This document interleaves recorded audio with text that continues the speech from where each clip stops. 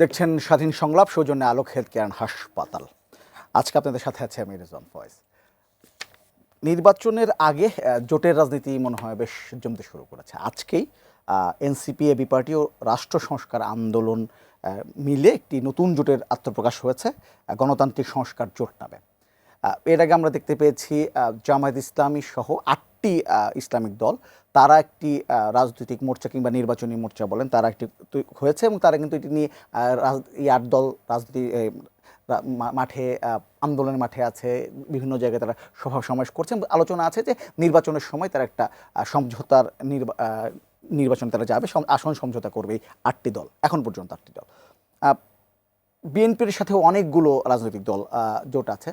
BNP এখন পর্যন্ত 173টি আসনে তাদের প্রার্থী ঘোষণা করলেও 273টি আসনে প্রার্থী ঘোষণা করলেও এখনও কিন্তু তাদের 27টি আসন ফাঁকা আছে এবং আলোচনা হচ্ছে যে তারা হয়তো এই আসনগুলো তাদের জোট সঙ্গীর জন্য ফাঁকা রেখেছে। এবং বলা হচ্ছিল বিএনপির থেকে কিন্তু সেই সবসময় বলা হচ্ছিল যে তারা যে এত বছরের আন্দোলনে যেসব দল তাদের সাথে আছে তাদের নিয়েই তারা নির্বাচনে যাবেন, তাদের নিয়ে সরকার গঠন করবে, এমন একটি কথা কিন্তু আছে। অর্থাৎ ভোটের আগে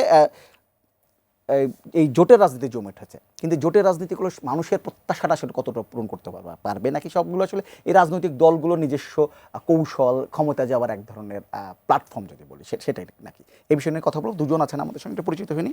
আমার সঙ্গে আছেন সিনিয়র সাংবাদিক এম এ আজিজ, আছেন জাতীয় নাগরিক পার্টির যুগ্ম সদস্য সচিব অ্যাডভোকেট হুমায়রা নূর। দুজনকে স্বাগত আমাদের অনুষ্ঠানে। আলোচনায় যাই, আমি একটু অ্যাডভোকেট হুমায়রা নূর আপনার কাছ থেকে শুরু করি। আজকে এনসিপি, এবি পার্টি ও রাষ্ট্র সংস্কার আন্দোলন মিলে একটি নতুন জোটের আত্মপ্রকাশ করেছে, গণতান্ত্রিক সংস্কার জোট। এবং সেখানে নাহিদ ইসলাম বলেছেন যে আশা করছেন যে এই জোটে হয়তো আরও অনেকে আসতে পারেন, তিনি আশা প্রকাশ করেছেন।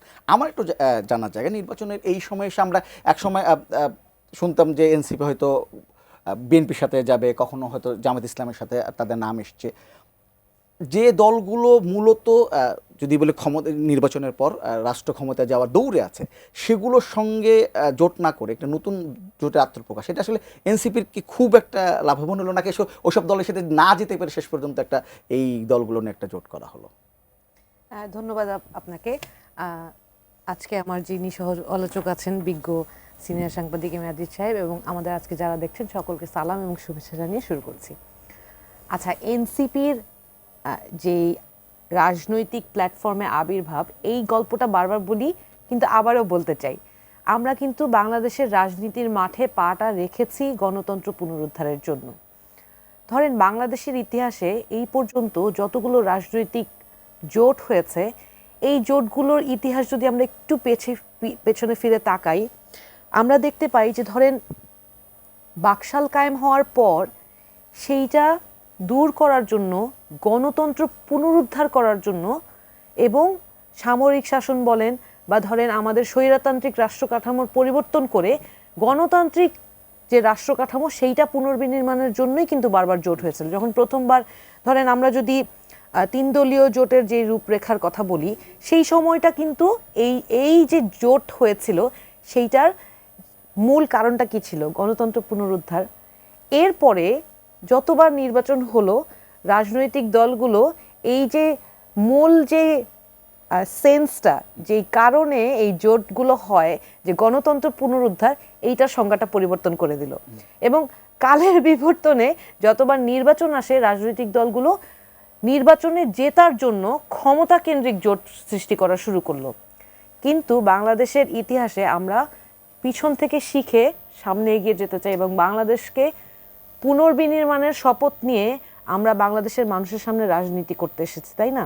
তাহলে আমাদের শপথের জায়গাটা তো আগে ঠিক থাকতে হবে। আমরাও যদি গড্ডালিকায় গা ভাসিয়ে দিয়ে ওই ক্ষমতা কেন্দ্রিক রাজনীতিটা শুরু করি, তাহলে মানুষের কাছে কি জবাব দিব? সেই জায়গাটা থেকে উত্তর যদি আমি দেই, তাহলে আমি ওই প্রশ্নটাই আমাদের এই পর্যন্ত এই কথাটা কিন্তু অনেক জায়গায় আমরা বারবার প্রশ্ন এসছে, আমরা উত্তর দিয়েছি যে কার সাথে এনসিপি জোটে যাচ্ছে।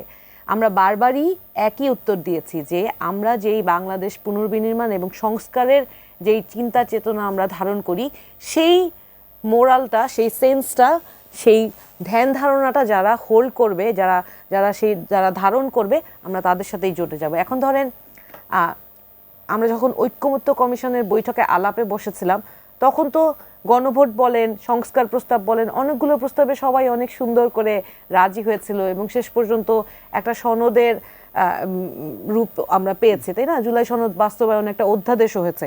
কিন্তু যখন গণভোটের প্রশ্ন আসছে এবং যতই ইলেকশন ঘনিয়ে আসছে, যেটা আমরা আশা করেছিলাম যে সবার মধ্যে আসলে একটা গণতান্ত্রিক পরিবেশ তৈরি হবে, সবাই সবার জন্য রাজনৈতিক পরিবেশটা পরিবর্তন করে নতুন বাংলাদেশ একটা সুন্দর পরিবেশের রাজনীতি করবে, সেইটা কিন্তু আমরা ঘাটতি দেখছি, তাই না? তো ওই জায়গাটা থেকে আমরা যখন দেখছি যে সংস্কারের পথে কেউ কেউ অ্যালাইন্ড না, হয়তো ঐক্যমত্য কমিশনে আলোচনাটা একরকম ছিল, কিন্তু আসলে কাজের জায়গায় একটু ডিফারেন্স আছে আমাদের সাথে, ওই জায়গাটায় আমাদের ধারণাটা তাদের ধারণার সাথে মিলছে না। আমরা আলোচনা তখন আমরা শুনছিলাম যে আপনাদের যখন জোট হবে তখন গণ অধিকার পরিষদও আপনার সাথে থাকার কথা ছিল, আলোচনা চলছিল, শেষ পর্যন্ত তারা থাকলো না কেন? আচ্ছা, এইটা তো এখন প্রাথমিকভাবে আমরা তিনটা রাজনৈতিক দল মিলে গণতান্ত্রিক সংস্কার যেই জোটটা এটা করলাম। তো এখানে আমাদের সাথে যারা আছেন, জনাব নাহিদ ইসলাম মুখপাত্র হয়েছেন, তাদের ছাড়াও আরো অনেক রাজনৈতিক দলের সাথে আমাদের আলোচনা চলছে। আবার ধরেন বড় রাজনৈতিক দল যারা আছে তাদের সাথে কোনোদিন আমাদের চিন্তাধারা মিলে গেলে তাদের সাথেও জোট হতে পারে। মানে এইটা আসলে শেষ না। আমরা গণতন্ত্রের পুনরুদ্ধার করার যে যুদ্ধে নেমেছি, এই যুদ্ধে আমরা বাংলাদেশের সব রাজনৈতিক দলকে মোর অর লেস সাথে পাবো এবং সর্বোপরি জনগণকে সাথে পাবো, এই আশা নিয়েই আমরা জোটটা করেছি। এটার পেছনে কারণ একটাই, গণতন্ত্রের পুনরুদ্ধার। আমি তো এই মেসেজে আপনার কাছে আসতে চাই। আজকে একটা জোট হলো, এখন পর্যন্ত যে বলছিলাম জামায়াতের নেতৃত্বে একটা জোট আছে, বিএনপি অনেকগুলো দলের নেতৃত্বে জোট আছে, সবাই মিলে নির্বাচন করতে চায়, বিএনপিও আছে। একটা এখানে একটা জোট হলো। আমরা কালকে আগামীকাল জাতীয় পার্টির যে অংশটি বিদ্রোহী বলি তারা মিলে জেপি যারা আছে তারা মিলে একটা জোট ঘোষণা করার কথা আমরা জানতে পেরেছি। সবকিছু মিলে আজকের যে জোটটি হলো গণতান্ত্রিক সংস্কার জোট, আপনার কাছে এটি রাজনীতিতে আসলে কি ধরনের প্রভাব ফেলবে বলে মনে হয়? ধন্যবাদ আপনাকে, ধন্যবাদ আমার মেয়ের বন্ধু। আজকে আমি খুব ভদ্র সন্তান আমি বলবো, কারণ আমার মেয়ে খুব ভদ্র, ও নিশ্চয়ই ভদ্র, কারণ ওরা লেখাপড়া করছে, ওরা যেহেতু লন্ডন থেকে ডিগ্রি নিয়েছে, সুতরাং ওদের বাচনভঙ্গি আলাদা হবে। আমি এই জন্যই বলছি যে আমি তো এক ব্যারিস্টারের সাথে বসে ভাইরাল হয়ে গেছি, বুঝছেন না, এই জন্য বলছি। তো যাই হোক, যেটা হচ্ছে যে ধরেন যে বৈষম্য বিরোধী ছাত্র আন্দোলন ছিল, আন্দোলনের শেষ পর্যায়ে এসে যখন রাজনৈতিক দলগুলো ব্যানার ফেলে যুক্ত হলো, যেমন আমার বাসা বনশ্রীতে শান্তা টাওয়ারে, ওখানে কিন্তু আমার বাসার চারপাশে ওই নর্থ সাউথের ছেলেমেয়েরা বসে থাকতো। আমি 5টা পর্যন্ত তাদের পক্ষে টকশো করেছি, কারণ আমার ছেলের ওয়াইফ আর্মিতে ছিল, আমাকে আঙ্কেল বললেই বুঝতে পারতো। ওরা আমাকে রামপুরা ব্রিজের ওপারে আগায় দিত, আমি ওখান থেকে গাড়িতে চলে আসতাম, এই সুবিধাটা আমার ছিল। যাই হোক, তাদের অভ্যুত্থানের শেষ পর্যায়ে একটা দাবি ওঠে, ফ্যাসিবাদের বিলোপ চাই। ফ্যাসিবাদের যদি বিকল্প শব্দ ভাবেন, ফ্যাসিবাদের বিলোপ মানেই একটা মানবিক বাংলাদেশ চাই, গণতন্ত্র চাই, আইনের শাসন, সুশাসন, এটি হলো মূল কথা। এখন যদি একটা গণতান্ত্রিক বাংলাদেশ চাই, তাহলে আমরা মুক্তিযুদ্ধের সময় গণতান্ত্রিক বাংলাদেশ চেয়েছি, বৈষম্যের বিরুদ্ধে আন্দোলন করেছি, শেষ পর্যন্ত এটা স্বাধীনতায় গড়িয়েছে। তো এখন যদি এই 54 বছর দেশ স্বাধীন হয়েছে, কিন্তু আমি নিজেও আগে বলেছি, আওয়ামী লীগের সময়ও বলেছি যে আমরা অনেক সূচকে এগিয়েছি, কিন্তু রাজনৈতিক সূচকে পিছিয়েছি। সুতরাং এই দাবিটা কিন্তু অযৌক্তিক না যে একটা গণতান্ত্রিক বাংলাদেশ চাই, আইনের শাসন, এবং এইটা যদি করতে হয় তাহলে কিছু সংস্কার লাগবেই। তো এটাও ঠিক, কিন্তু যেটা হলো সেটা হচ্ছে একটা দিক বলে নেই যে 3টা জোট যে করলো, এটা রাজনীতিতে ইম্প্যাক্ট কী আপনার প্রশ্ন, সেটা হচ্ছে দেখেন এনসিপি, এবি পার্টি এবং রাষ্ট্র সংস্কার আন্দোলন, এই 3টা পার্টি একসাথে হয়েছে। তে ধরেন সামনের নির্বাচনে তাদের তেমন কোনো উল্লেখযোগ্য রেজাল্ট থাকবে বলে আমার কাছে মনে হয় না, কারণ এবারে ইলেকশন কমিশন কিন্তু বলছে যার যার প্রতীকে নির্বাচন হবে। তাহলে এই 3 পার্টির তো প্রতীক আছে, 3 পার্টি নিবন্ধিত, 4 পার্টি নিবন্ধিত, তারা আলাদা করবে, তো নির্বাচন তো আলাদা করবে। আলাদা করতে গেলে আমার মনে হয় না যে প্রত্যাশা কোনো পূরণ হবে, কোনো সিটে জিতবে বলে আমার কাছে মনে হয় না। তাহলে আমার কথা হচ্ছে যে তাদের যে টার্গেট, যেটা শুনেছি বলেছে যে তারা যে অভ্যুত্থানের যে আকাঙ্ক্ষা, এইটা বাস্তবায়নের জন্য তারা এটা লড়তে থাকবে। হ্যাঁ, এটা এক হয়েছে, আরও যদি আসে আরও এক হবে। কিন্তু অন্তর্নিহিত ঘটনা হচ্ছে, আমাদের দেশে আমি মধুর ক্যান্টিনে ছিলাম, ছাত্র রাজনীতি করেছি, বামপন্থীরা আধা মসজিদে পোয়া মসজিদে করে দুইজন দুই ভাগ হয়ে যেত। তো এরকম চার পার্টি বলছে, এদের ভিতরে অন্তর্নিহিত একটা সমস্যাও আছে, সেটা হলো কে নেতা হবে। আপনাদের একটা গণতান্ত্রিক কি ওই গণ অধিকার পরিষদ বলছেন না, ওখানে ভিপি নুর নেতা না, তার তো এক নম্বর হইতে হবে। কারণ এখানে যে যারা সংস্কার, কোটার সংস্কার আন্দোলনের যারা আছে এখানে নেতা, তাদের নেতা ছিল ভিপি নুর। সুতরাং এখন তো এনসিপির অধীনে সে আসতে পারে না, মানে মানসিক প্রবলেম এটা আছে, এটা বাইরে বলা হয় না। কিন্তু আমার ধারণা যে তারা এই কারণে মনস্তাত্ত্বিক কারণে আসতে পারবে না।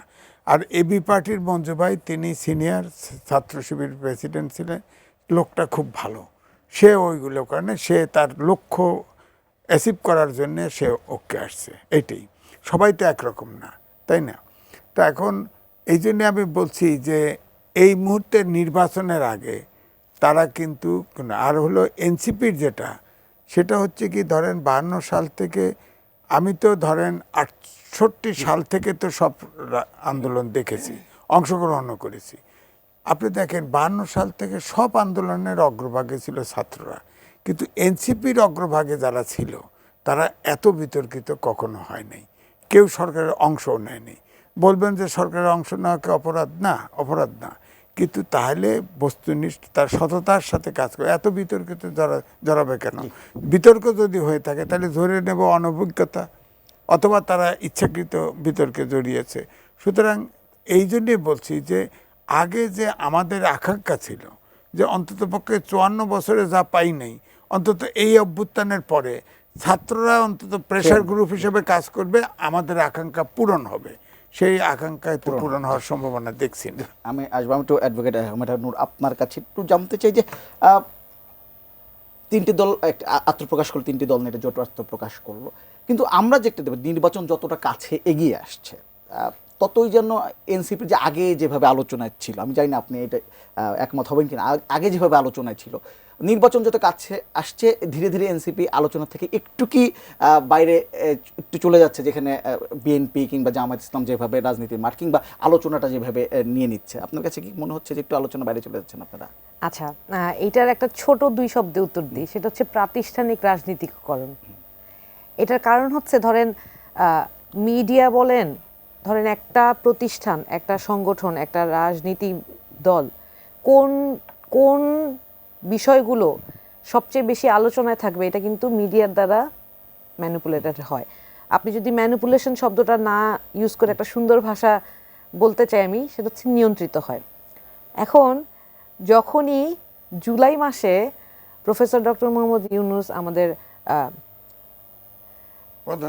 প্রধান উপদেষ্টা, যখন মানে পিছন ফিরে তাকালে আসলে দুঃখ লাগে যে ধরেন যেই স্পিরিটটা নিয়ে, যেই অভিভাবকত্বের দায়িত্ব নিয়ে উনাকে এই দায়িত্বে বসানো হয়েছিল, হঠাৎ করে জুলাই মাসে উনি যখন লন্ডন সফর করে বিশেষ সাক্ষাৎ দিয়ে আসলেন, তারপর থেকে বাংলাদেশের আবহাওয়া বদলে গিয়েছে। আমরা কিন্তু কোথাও বিশেষভাবে আলোচিত হয়ে থাকতে আসি নাই, রাজনীতিটা করতে এসেছিলাম আমরা কোন কোন জিনিস নিয়ে বাজ ক্রিয়েট করার জন্য, সেইটা আপনাকে ফোকাসে রাখতে হবে। সেটা হচ্ছে আমরা চেয়েছিলাম জুলাই শহীদ এবং আহতদের স্বীকৃতি, মানে জুলাই ঘোষণাপত্র। আমরা চেয়েছিলাম জুলাই সনদ, যার মাধ্যমে বাংলাদেশের যেই রাষ্ট্রকাঠামো, সংবিধানকে বারবার পরিবর্তন করে স্বৈরতান্ত্রিক কাঠামো, স্বৈরতান্ত্রিক সংবিধান গড়ে তোলা হয়েছে, সেইটার পরিবর্তন, এবং সেইটার জন্য জুলাই সনদের বাস্তবায়ন, এবং সেটার প্রক্রিয়াটা কী হবে সেটা স্পষ্টতা, বিচার এবং বিচারিক প্রক্রিয়ার একটা স্পষ্ট দৃশ্যমান একটা ডিরেকশন দেয়, যেটা আমরা আসলে আশ্বস্ত হতে পারবো যে বিচার প্রক্রিয়াটা সুষ্ঠুভাবে হচ্ছে। আর তারপরে নির্বাচন। হ্যাঁ, তখন অনেকে বলেছে আমরা নির্বাচন চাই না। দেখেন, দিনে দিনে কিন্তু আমরা যেই কথাটা প্রথম দিন থেকে বলছি, শেষ দিন পর্যন্ত আমরা একই কথা বলছি, একই কথা ইকো করছি। আমরা আমাদের কোনো কমিটমেন্ট কিন্তু, কোনো ওয়ার্ডিংস চেঞ্জ করি নাই। অন্যান্য রাজনৈতিক দলের অনেকে কথা পরিবর্তন করে, আমাদের কথা কিন্তু একই জায়গায় আছে। এইটা অনেক সময় গণমাধ্যমের উপর নির্ভর করে, গণমাধ্যম ঠিক কাকে কতটুকু প্রায়োরিটি দিবে, কাকে কতটুকু হাইপ দিবে। হ্যাঁ, তো আমি আসলে যদি পিছে ফিরে তাকাই 24-এর আগে, ধরেন 24-এর গণ অভ্যুত্থানের সময়ও কিন্তু সব গণমাধ্যম সাহস করে সব খবর প্রকাশ্যে দেখানো সুযোগ পায় নাই। আমি বলছি না কিন্তু তারা দেখায় নাই, কারণ আমি জানি তারা সুযোগ পায় নাই। যেই কালো আইন করে তাদের হাত পা বেঁধে দেওয়া হয়েছিল, যেভাবে সাংবাদিকদের জীবনের হুমকি ছিল, আমরা জানি সেই বাস্তবতাটা আমাদের জানা আছে। ধরেন এখানে টকশো করে অনেক রাজনৈতিক দলের নেতারা টকশোর নিচে থেকে অ্যারেস্ট হয়ে চলে গিয়েছে। এই পরিস্থিতিতে অনেকেই সত্য কথাটা সামনে তুলে ধরার সাহস পাননি, সুযোগও পাননি। তো গণ অভ্যুত্থানের পরবর্তী সময় এখন অন্তত আমরা আশা করতে পারি যে গণমাধ্যম এবং যারা যারা যারা যেখানে আছে সবাই স্বাধীনভাবে কাজ করবে, সবার বাক স্বাধীনতাটা থাকবে। তাতে করে কে বেশি আলোচনায় থাকলো, কে কম আলোচনায় থাকলো সেটা মুখ্য না, মুখ্য হচ্ছে যেটা জরুরি বিষয় সেটা আলোচনার টেবিলে থাকলো কিনা। আমি একটু, আমাকে যদি সুযোগ দেন, আমি আজিজ সাহেবের একটা কথা, আমি সবগুলো কথা না, জাস্ট একটা কথা আমি একটু এক্সপ্লেইন করতে চাই। উনি বলছিলেন যে ধরেন আগে যারা ছাত্ররা যারা সমস্ত অভ্যুত্থান বলেন, বিপ্লব বলেন, আন্দোলনে নেতৃত্ব দিয়েছিল, তারা সব সময় ক্ষমতা কাঠামোতে যায়নি এবং তারা কেন বিতর্কিত হলো।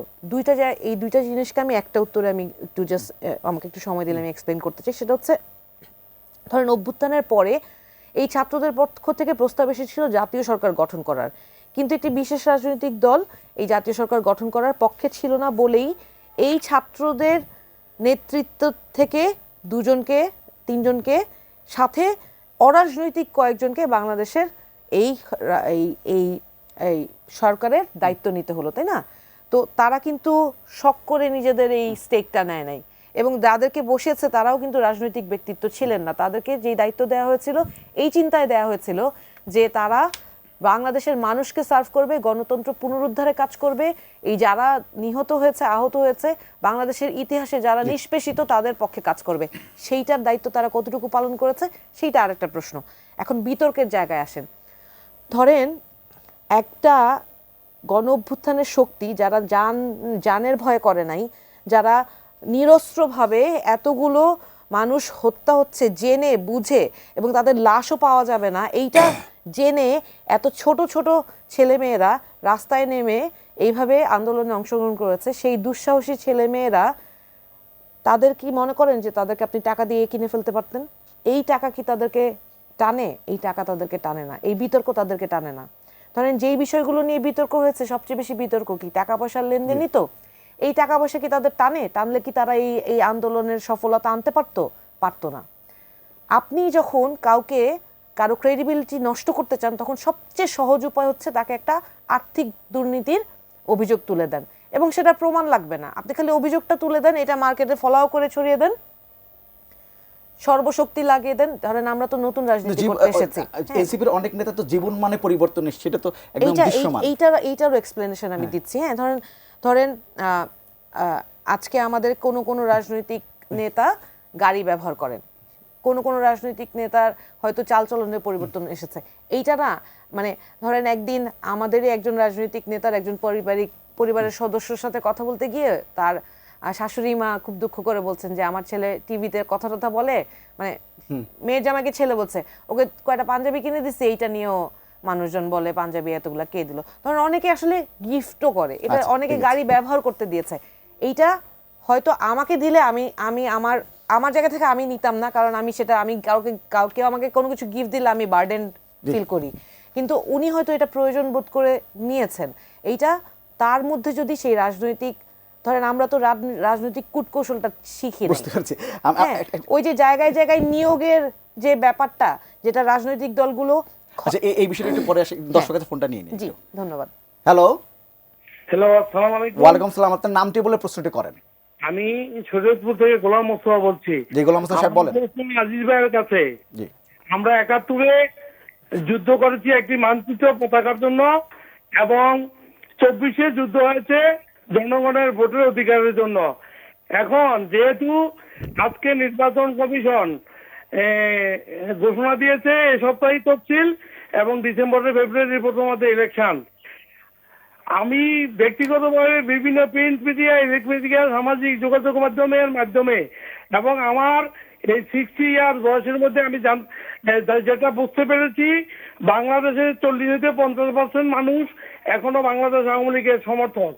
কিন্তু যেহেতু আমরা 24-এ জীবন দিয়েছি ভোটের জন্য, 18 সাল 24 সাল এগুলোতে আমরা ভোট দিতে পারি নাই। এখন যেই নির্বাচন আগামীতে হচ্ছে, ভোটের জন্য আমরা জীবন দিচ্ছি, এখন যদি আওয়ামী লীগকে বাদ দিয়ে এই ভোটটা আবার করা হয়, তাহলে এই ভোটটাও কি এই যে শহীদের আত্মত্যাগ ভোটের জন্য যারা ভোট দিতে পারে নাই জি। প্রায় 16 বছর, তাদের আত্মার তারা যে রক্ত দিল, এই রক্তের মূল্যটা কি হবে? আরেকজন দর্শক আছে, ফোনটা নিয়ে একটু। হ্যালো হ্যালো, আসসালামু আলাইকুম। ওয়ালাইকুম সালাম। আপনার নামটি বলে প্রশ্নটি করেন। হ্যাঁ, আমার নাম রবিউল, কুষ্টিয়া কুমারখালী থেকে বলছিলাম। জি রবিউল সাহেব বলেন।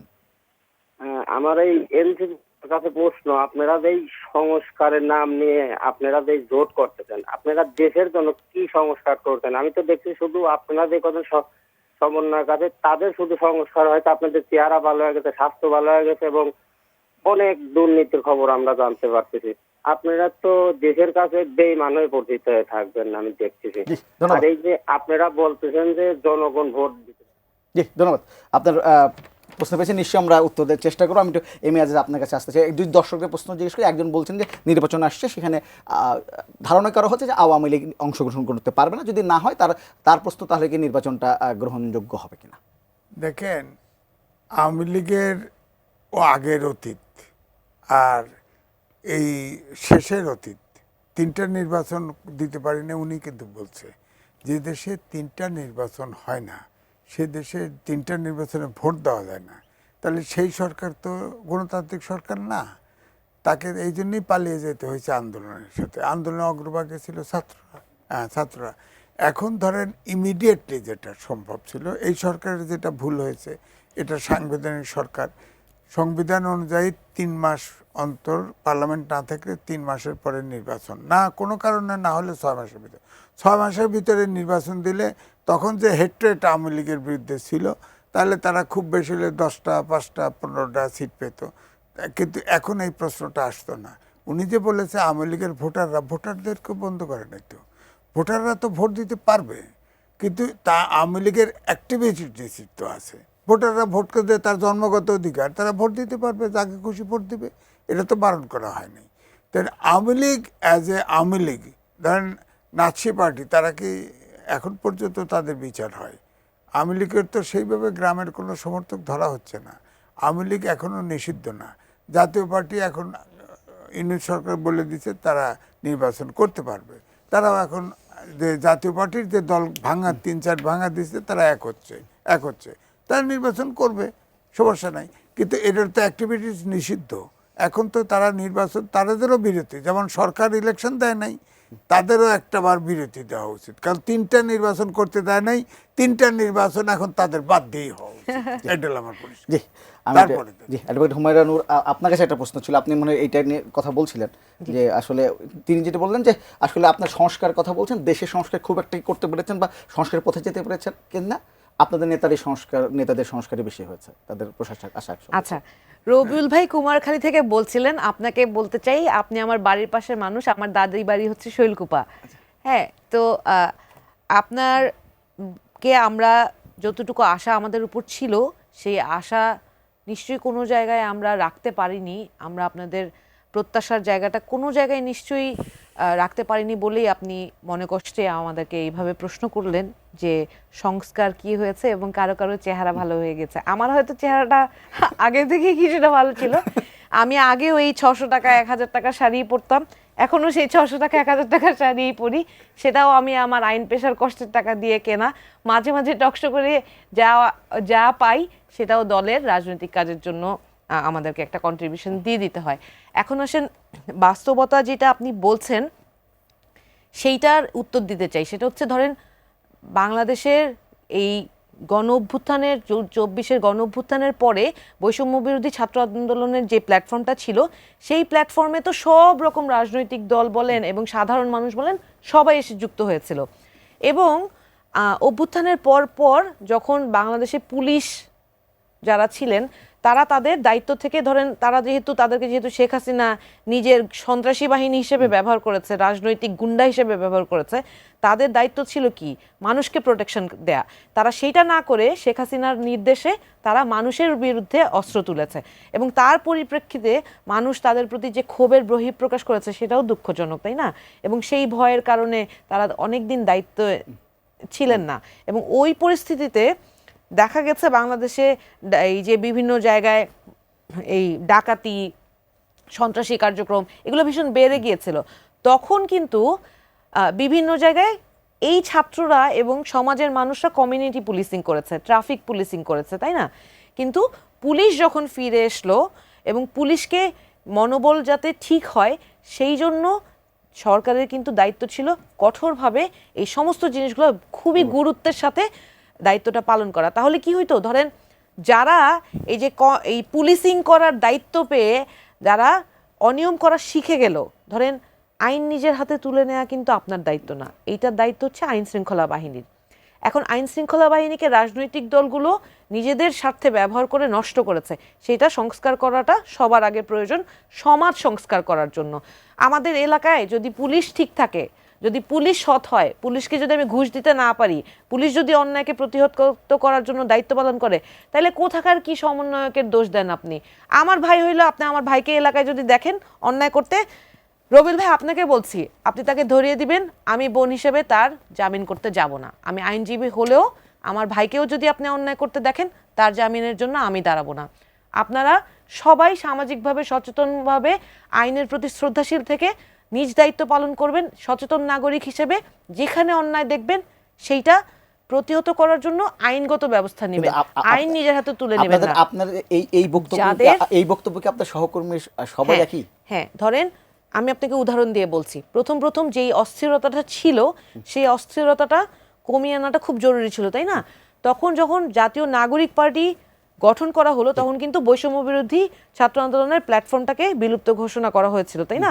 এটা পরে আবার নতুন করে চালু করা হলো। কেন করা হয়েছিল? কারণ এই যে কন্ট্রোল মেকানিজমটা অ্যাপ্লাই করা যাচ্ছিল না, কারণ যে যার মতো সমন্বয়ক পরিচয়, যে গণ অভ্যুত্থানে তার কোনো ভূমিকাও ছিল না, সেও নিজেকে সমন্বয়ক পরিচয় দিয়ে এই ধরনের অনিয়ম করা শুরু করলো এবং এইটা কন্ট্রোল করার জন্য কিন্তু ওই প্ল্যাটফর্মটাকে বিলুপ্ত ঘোষণা করা হয়েছিল এবং সেটা পরে আবার রিভাইভ করার, নিয়মতান্ত্রিকভাবে রিভাইভ করার চেষ্টা চলছে।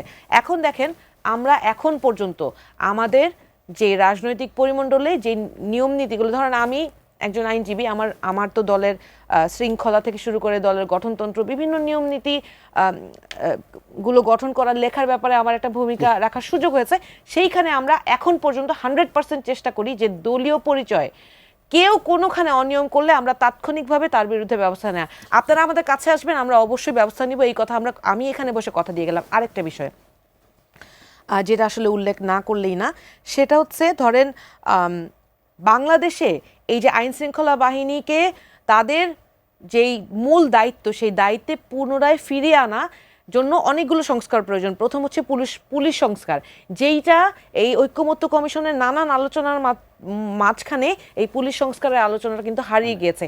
এই পুলিশদের আচরণ বলেন, নিয়মতান্ত্রিক উপায়ে তাদের চলা বলেন এবং আইনও যেটা অনেক বেশি ব্যাকডেটেড, সেগুলো যদি সঠিকভাবে পুনরায় সংস্কার না হয় তাহলে বাংলাদেশের সমাজ ব্যবস্থা কিন্তু আসলে প্রপারলি ঠিক হবে না। আমি একটু আপনাকে একটু নির্বাচনে একটা কৌশল নিয়ে একটু কথা বলতে চাই আজকে।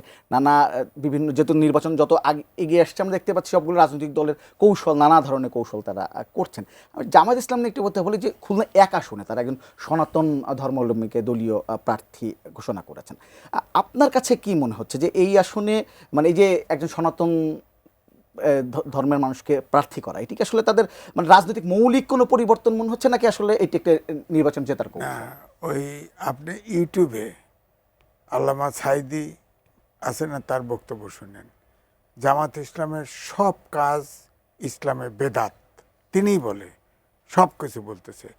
হিন্দুদের পূজা করতে যায়, পূজায় অনমনম করছে না, পূজা করছে না, এই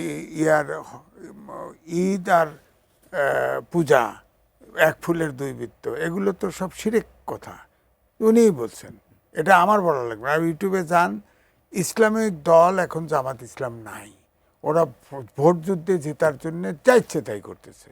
হ্যাঁ, কোরআন নিয়ে বলতেছে, ইসলাম নিয়ে বলতেছে, মহাসচিব তাদের সেক্রেটারি জেনারেল বলতেছে যে এখন আল্লাহ আমাদের তৌফিক দিয়েছে, কোরআনের আইন বদলাবো, এগুলো করতেছে। তো এখন এরপরে হুমায়রা নূর যে কথা বললে একটু প্রশ্ন করি, যে প্রশ্নের উত্তর দিতে গিয়ে দেখেন, মন্ত্রী হতে গেলে, সরকার চালাতে গেলে আন্তর্জাতিক খ্যাতিসম্পন্ন ডক্টর মোহাম্মদ ইউনূস, এর চেয়ে বড় মানুষ তো বাংলাদেশে নাই। সে কিন্তু ব্যর্থ হয়েছে, কারণ সে এনজিওর মতো করে দেশ চালাতে চাইছে। বিদেশি অন্তত 15-17 জন আনছে। আমি এই জন্য বলি এটা হলো বিদেশিদের নেতৃত্বে অন্তর্বর্তীকালীন সরকার, এবং এই সরকার এনসিপিকে বড় প্রিভিলেজ দিছে। বিদেশ সফর করে, আওয়ামী লীগ জামাত যায় আর এনসিপি যায়, গেছে না সব জায়গায়, এবং তারা ইউনূস কিন্তু পৃষ্ঠপোষকতাও দিছে। এই জন্য অনেক সময় এটাকে কিংস পার্টি বলা হতো। এখন আমি বলতে চাই, এই যে ছাত্র উপদেষ্টা দুইটা হয়েছে, তারা তো অনেক কিছুতে জড়িত হয়েছে না। যেমন আসিফ ভুঁইয়া, তিনি 300 ফিটে হাঁসির মাংস খেতে যান, না পাইলে ওটা বন্ধ হয়ে গেলে তিনি ওয়েস্টার্নে খান। আগে খাইছে? প্রশ্ন এইটা, আগে খাইছে? আপনার মিরপুরে খাল উদ্বোধন করতে গেছে, আগে স্টিল স্ট্রাকচার করছে, তারপরে কাঠপেট ব্রিজে, তারপরে এটা উদ্বোধন করছে। যদিও তিনি এনসিপির কেউ না, না একই লাইনের আর কি, বুঝছি তো, এনসিপির না। তারপরে ধরেন এই যে 6 দিনে 18 বার হেলিকপ্টার ভ্রমণ করছে, 10,000 টাকা কম্বল দিতে গিয়া 30,000 টাকা হেলিকপ্টার ভাড়া দিছে। এটা তো তার নিজের সম্পর্কেও বোঝে না, এটা মিনিস্ট্রি পয়সা দিছে না, এটা একবার অডিট হবে না, তো নিজেকেও তো বাঁচাইতে জানে না। এইসব কারণে কিন্তু মানুষ বিতর্কিত, এবং অনেক বিভিন্ন জায়গার থেকে অনেক এখন কিন্তু অনেক রাজনীতিবিদকে আমরা দেখছি যে হেলিকপ্টারে যাচ্ছেন। আমি কদিন আগে জামাত ইসলামের আমিরকে দেখলাম হেলিকপ্টারে, আজকে সম্ভবত নূর সাহেব হেলিকপ্টারে যাচ্ছেন।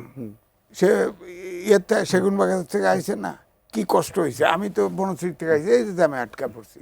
সুতরাং বড় জায়গায় যদি যায়, যদি বড় পার্টির একটা নেতা হেলিকপ্টার ভাড়া করে যায়, সমস্যা নেই। কিন্তু আমার প্রশ্ন হলো হিসেবটা অন্য জায়গায়।